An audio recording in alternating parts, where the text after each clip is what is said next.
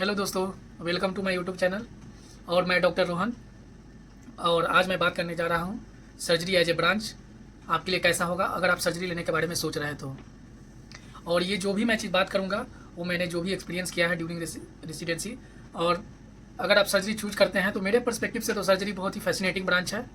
इसमें हेक्टिक जो है मेनली जो होता है वो फर्स्ट ईयर में होता है, लेकिन जैसे जैसे आप सेकेंड ईयर और थर्ड ईयर में जाएंगे तो हेक्टिक जो लाइफ होगा वो वर्क लाइफ बैलेंस जो है वो मेंटेन हो जाता है, लेकिन फर्स्ट ईयर में इसको मेंटेन करना बहुत ही मुश्किल होता है।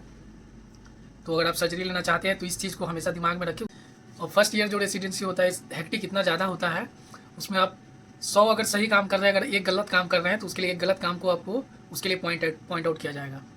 तो काफ़ी हेक्टिक होता है। आपको खाने के लिए टाइम नहीं मिलेगा, अपना खाना लेकर के साथ में जाइए, रूम पे जाने का टाइम नहीं मिलता है क्योंकि 24 आवर कभी कभी 48 आवर तक का भी ड्यूटी कंटिन्यूसली लगता है रेसिडेंसी में। और फर्स्ट ईयर में स्पेशली ये होता है। वार्ड में कभी भी पेशेंट खराब हुआ तो वहाँ पे आपको तुरंत पहुँचना है।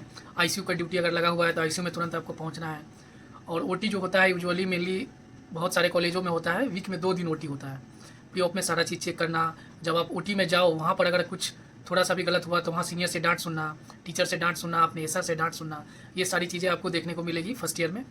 जैसे ही आपका फर्स्ट ईयर खत्म होता है उसके बाद आप सीनियर बनते हैं, तो जो सीनियर आपके लिए टॉक्सिक होते हैं वो धीरे धीरे आपके अच्छे दोस्त बन जाते हैं रेसिडेंसी में। और ये चीज़ आपको सेकंड और थर्ड ईयर में जाने के बाद रियलाइज़ होता है अच्छे से। और सर्जरी का एक चीज़ ये भी अच्छा है क्योंकि जब भी आपको कॉल पे बुलाया जाता है, क्योंकि मोस्ट ऑफ द डिपार्टमेंट में सर्जरी का ज़रूरत पड़ता ही पड़ता है। और स्पेशली गायनी में इसका ज़रूरत पड़ता है क्योंकि जब भी ब्लैडर रप्चर हुआ, यूरेट्रिक इंजरी हुआ, तब आपको कॉल पे बुलाया जाता है। और जब आप कॉल पे जाएंगे वहाँ पे सब कोई आपका वेट कर रहा होता है पहले से।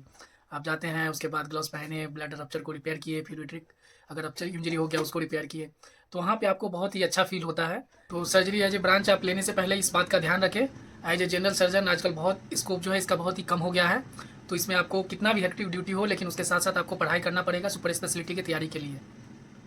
और सुपर स्पेशलिटी आजकल बहुत ही डिमांडिंग हो गया है क्योंकि तो इस चीज़ को देखते हुए क्योंकि लोग आजकल बहुत ज़्यादा एजुकेटेड हो गए हैं। अगर आपके पास कोई भी पेशेंट आता है तो पहले उससे पहले वो गूगल कर चुका होता है, चैट जीपीटी से सारा पता कर लिया होता है, उसके बाद वो आपके पास आता है सारा इन्फॉर्मेशन गैदर करके। इसीलिए सुपर स्पेशलिटी बहुत ही ज़रूरी है एज ए जनरल सर्जरी अगर आप ले रहे हैं तो। अगर आप सर्जरी लेने के बारे में सोच रहे हैं तो मैंने जो बात बताई है उसका ध्यान रखें। और होलसम जो है सर्जरी बहुत ही अच्छा ब्रांच है। लेने से पहले अगर आपका ये पैसन है तो हेजिटेट नहीं करें। अगर आप सर्जरी चूज कर रहे हैं तो वेलकम टू माय डिपार्टमेंट।